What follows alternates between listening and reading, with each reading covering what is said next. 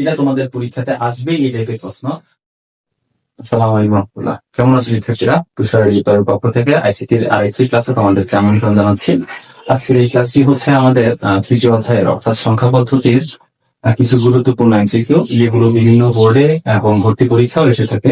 এগুলো হয়তো তোমাদের কাছে কিছুটা কনফিউজিং মনে হয়, তাই জন্য তোমাদের সেই কনফিউশন দূর করার জন্য আজকে তোমাদের সামনে এগুলো নিয়ে হাজির হয়েছি। এগুলো মূলত হচ্ছে কোন একটা সংখ্যার পরের সংখ্যা কত কিংবা আগের সংখ্যা কত, এই টাইপের যে এমসিকিউ গুলো আছে সেগুলো। খেয়াল করো, আমাকে প্রথম প্রশ্নটা কি দিয়েছে, 17 অক্টেলের পরের সংখ্যা কোনটি? অপশন দিয়েছে 14, 15, 16 এবং 20। আচ্ছা, এখানে 1 থেকে 9 পর্যন্ত আমি যতগুলি প্রশ্ন লিখি না কেন, তুমি যদি একটা একটু ভালো করে বুঝতে পারো আসলে সংখ্যা পদ্ধতির পরবর্তী কোন একটা সংখ্যা পদ্ধতির একটার পরে বাকি অঙ্কগুলো বা সংখ্যাটা কিভাবে আসে, সেটা যদি একটা সংখ্যা পদ্ধতি বুঝে যাও তাহলে তোমার জন্য বোঝা সহজ হবে। খেয়াল করো, আমি প্রথমে তোমাকে বেসিকটা আগে ক্লিয়ার করি, তারপর তুমি নিজেই পারবে। একটা জিনিস খেয়াল করো, আমাদের পরিচিত সংখ্যা পদ্ধতি কোনটা? আমাদের পরিচিত সংখ্যা পদ্ধতি হচ্ছে ডেসিমাল। ডেসিমেলের মৌলিক অঙ্ক হচ্ছে 0 থেকে 9 পর্যন্ত, এই মোট 10টি। এরপরে তার মৌলিক অঙ্ক আর নাই, কিন্তু আমরা তো আর থেমে থাকিনি। এরপরে যত সংখ্যাই আমরা লিখি না কেন সবকিছু 0 থেকে 9 এর মধ্যে এসেছে, কিন্তু সেটা আসলে এসেছে কিভাবে একটু খেয়াল করো। মনে করো আমাদের প্রথম অঙ্ক হচ্ছে 0, এরপরে শেষ অঙ্ক হচ্ছে 9, শেষ মৌলিক অঙ্কটা হচ্ছে 9। তারপর আমরা কি করেছি, তারপর আমরা 9 পরে বলতেছি হচ্ছে আমার কত আছে, 10। আসলে ব্যাপারটা এইভাবে না, ব্যাপারটা একটু এইভাবে চিন্তা করো যে তোমার যখন মৌলিক অঙ্কগুলো শেষ হয়ে যাবে তখন তুমি কি করছো, তখন তোমার যেই অঙ্কগুলো ছিল সেগুলাই আবার পুনর্বিন্যস্ত করে তুমি নতুন সংখ্যা বানাচ্ছ। 10 মানে হচ্ছে 1-এর সাথে 0, তাহলে এভাবে 11 মানে হচ্ছে 1-এর সাথে 1, এভাবে তুমি কি করতেছো, 1-এর সাথে 9 পর্যন্ত দিচ্ছ। তার মানে 1-এর সাথে 0 থেকে শুরু করে মৌলিক অঙ্কগুলো তুমি দিয়ে যাচ্ছ কত পর্যন্ত, 19 মানে 9 পর্যন্ত। 1-এর সাথে যখন তোমার 9টাও দেওয়া শেষ হয়ে যাচ্ছে তখন তুমি কি করছো, তখন তুমি 1-এর পরে যে অঙ্কটা তোমার সেটা হচ্ছে 2, 2-এর সাথে তুমি আবার মৌলিক অঙ্ক দেওয়া শুরু করেছো, 2-এর সাথে 0, 2-এর সাথে 1, 2-এর সাথে 2, এভাবে দিয়ে দিয়ে 2-এর সাথে 9।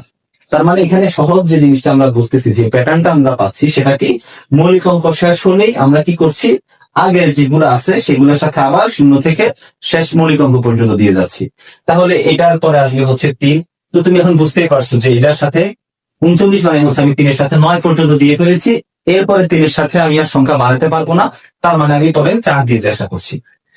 এবং বিশেষ করে প্রত্যেকটা সংখ্যা পদ্ধতির জন্য সেম কাজটা হবে। আমি যদি এখন অক্টেলের জন্য ব্যাপারটা চিন্তা করি, খেয়াল করো, অক্টেলের মৌলিক অঙ্ক 0 থেকে 7 পর্যন্ত। তারপরে তুমি কি করবে, তারপরে কাজ হচ্ছে এই 1-এর সাথে 0 থেকে শুরু করে 1-এর সাথে তুমি 7 দিবে।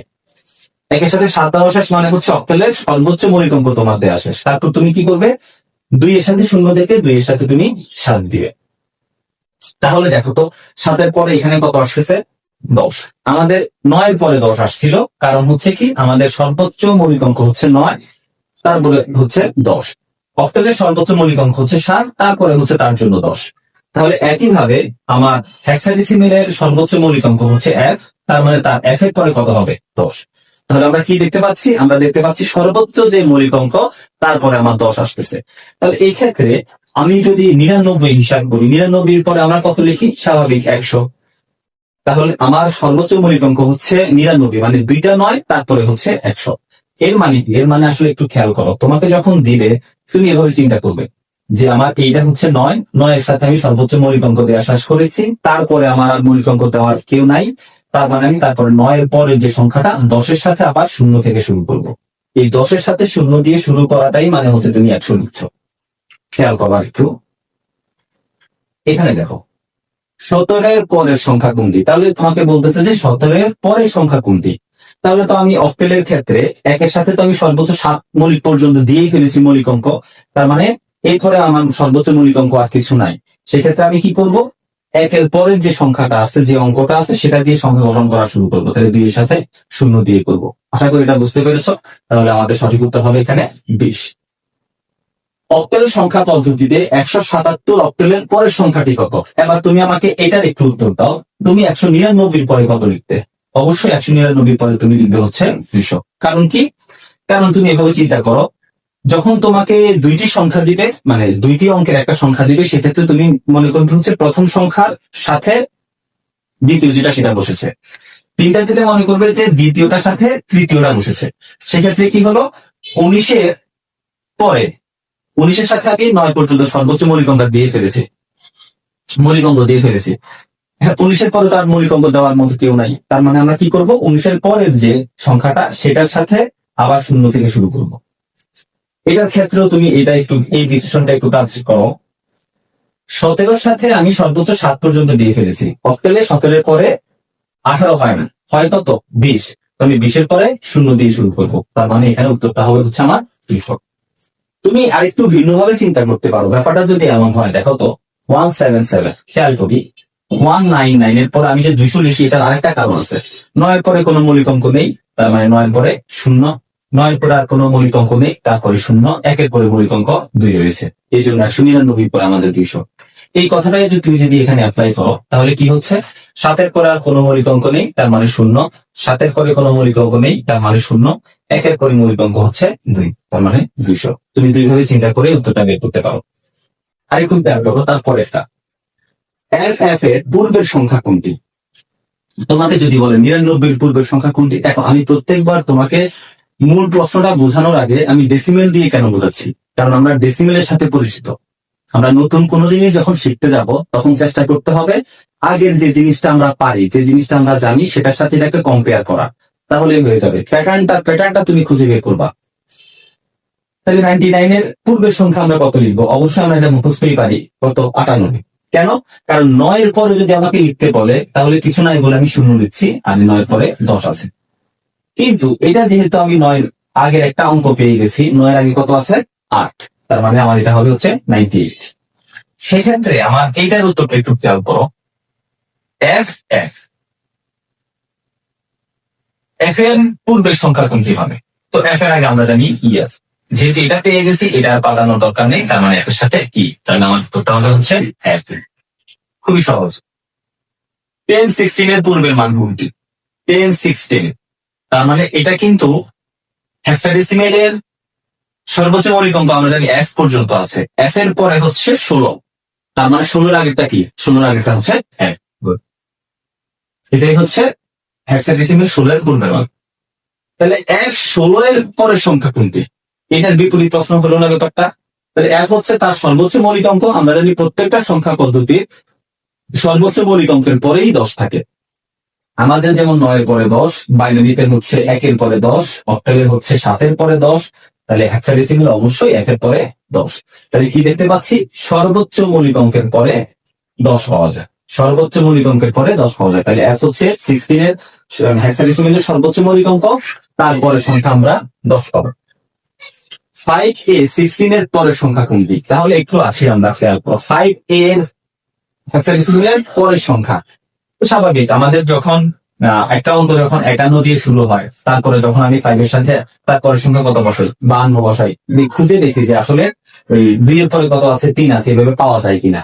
আমরা পাই না কখন, 5-এর সাথে যখন 9 আসে, 9-এর পরে আমরা কিছু পাই না বলে আমি 6 দিয়ে সংগ্রহণ করি। তো 5 আমার ঠিক থাকুক, এরপরে তো আমি বি কে পাচ্ছি, কারণ হেক্সাডেসিমেলে A B C D E F পর্যন্ত আছে। এফ পর্যন্ত গিয়ে না পেলে তখন গিয়ে আমরা পরেরটাতে যাবো। তার মানে এখন আমার কি হচ্ছে, এটা আমাদের এখন 5 এর পরের সংখ্যা হচ্ছে 5b। ই এফ এফ এর পরের সংখ্যা কোনটি, তাহলে আসো দেখি তো ই এফ এফ এর পরের সংখ্যা কোনটি। এটা আমি এভাবে বুঝে, দেখো এফ এর পরে কোন মানে তোমার মৌলিক অঙ্ক আমার এফ এই শেষ, তার মানে আমি 0 বসাবো। এফ এর পরে আমার মৌলিক অঙ্ক শেষ, তার মানে আমি 0 বসাবো। কিন্তু এর পরে আমার মৌলিক অঙ্ক রয়েছে, সেটা হচ্ছে এফ, তার মানে উত্তরটা হবে হচ্ছে এফ ডাব্লিউ। আশা করি বুঝতে পেরেছো। 116 এর পূর্ব সংখ্যা কোনটি, তাহলে এবার একটু খেয়াল করি। আমার ক্ষেত্রে 100 এর পূর্বের সংখ্যা আমি বলতেছি হচ্ছে 99। তাহলে 16 হেক্সাডেসিমেলের পূর্ব সংখ্যা কি হবে, আমার যেটা 99, মানে দুইটার মৌলিক অঙ্ক একসাথে, তারপরে গিয়ে আমার 100 হচ্ছে। তাহলে তার জন্য তো দুইটা মৌলিক অঙ্ক হচ্ছে, সর্বোচ্চ মৌলিক অঙ্ক হচ্ছে এফ এফ, তারপরে হচ্ছে 100, তার মানে 100 এর পূর্বের যে সংখ্যাটা সেটা আমার জন্য 99, আর হেক্সাডেসিমেলের জন্য হচ্ছে এফ এফ। তারপরে প্রশ্নটা খেয়াল করো, এটা আগে মানে প্রশ্নের উপস্থাপনা ভিন্ন, কিন্তু আমাদের উত্তরের প্যাটার্ন একইভাবে বের হবে। 1f এর সাথে 1 যোগ করলে যোগফল কত হবে, দেখো তারা কথাটা কিভাবে ঘুরিয়ে বলেছে আমাদেরকে। আমাকে কি বলা হচ্ছে? আমাকে বলা হচ্ছে 1f এর সাথে 1 যোগ করলে তারা কিন্তু এটা বলতে পারতো যে 1f এর পরের সংখ্যাটি কত। আমাকে যদি বলে যে 1 এর পরের সংখ্যাটি কত, আমি সহজেই লিখতে পারবো হচ্ছে 2। আমাকে যদি এটাও প্রশ্ন করে যে 1 এর সাথে 1 যোগ করলে কত হয়, তো স্বাভাবিক 1 এর সাথে 1 যোগ করলে তার পরের সংখ্যাটাই হবে। তার মানে প্রত্যেক পরের সংখ্যা তার আগের সংখ্যার চেয়ে 1 বেশি। তাহলে 1f এর সাথে 1 যোগ করলে যোগফল কত হবে, এটা তারা মূলত আমাকে বলতে চাচ্ছে যে 1f এর পরের সংখ্যাটি কত। আর যদি বলে যে 1f থেকে 1 বিয়োগ করলে বিয়োগফল কত হবে, তার মানে তারা জানতে চাচ্ছে 1f এর পূর্বের সংখ্যাটি কত।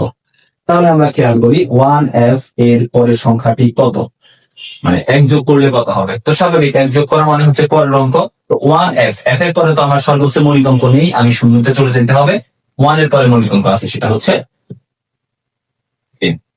এটা হচ্ছে আমার 20। উত্তরটা হচ্ছে আমার 20। আশা করি তুমি আজকের প্রসেসটা বুঝতে পেরেছো। এরপরও যদি কোনো সমস্যা থাকে, কথাগুলো আবার শুরু থেকে শোনো, তারপরে কোনো সমস্যা থাকলে আমাকে কমেন্ট করে জানা, আর একটু সহজভাবে আমি বোঝানোর চেষ্টা করব। আশা করি এতদিনের কনফিউশন তোমাদের দূর হয়েছে। এভাবে কিছু প্র্যাকটিস করে নাও। আশা করি তোমাদের এই অধ্যায়ের এমসিকিউতে আর কোনো সমস্যা হবে না ইনশাল্লাহ। এটা তোমাদের পরীক্ষাতে আসবেই, এই টাইপের প্রশ্ন। পরবর্তীতে অন্য কোনো একটা টাইপ নিয়ে আমরা আসবো ইনশাল্লাহ।